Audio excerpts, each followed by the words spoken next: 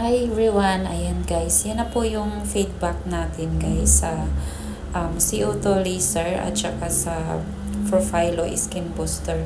So once na nagpagawa kayo ng CO2 laser guys, iitim talaga yung mukha nyo guys kasi mamamalat siya. Pero mga second day, mamumula mo na siya. Tapos mga 3 days to 4 days, ayun na, mag-i-start na po yung bakbak niya. Pero yung peel off ng mukha nyo guys, mag-start na talaga siya yung mamamalat. Tapos maitim siya, tapos pag mamalat na siya, yun puputi na siya. Doon mo makikita na mag-release na yung wrinkles nyo, yung pore nyo sa mukha, tapos yung mag-brighten siya, tapos yung dark spot, mababawasan talaga siya guys. Pero nung sinamahan ng skin booster na Profilo guys, ayan, kikita nyo guys, nagbabalat yung mukha ko pero puti siya. Hindi siya naging maitim.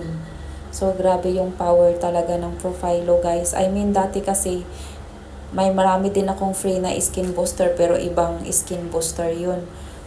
Yun naman yung mahal din siya guys, pero hindi talaga siya kagaya sa Profilo. Grabe pala yung Profilo guys, mag-hydrate sa skin mo. Kasi mamamalat siya na hindi man lang umitim yung mo guys, yung skin mo sa mukha.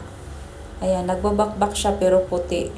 Grabe maka-hydrate ng skin yung Profilo.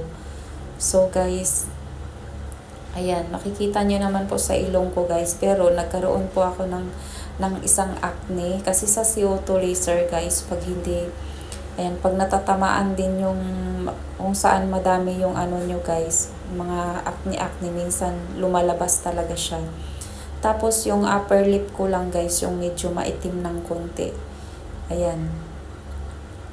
Upper lips ko lang yung medyo maitim ng konti at saka some other part din po sa mukha ko. Pero mostly talaga guys, puti talaga siya, hindi siya umitim.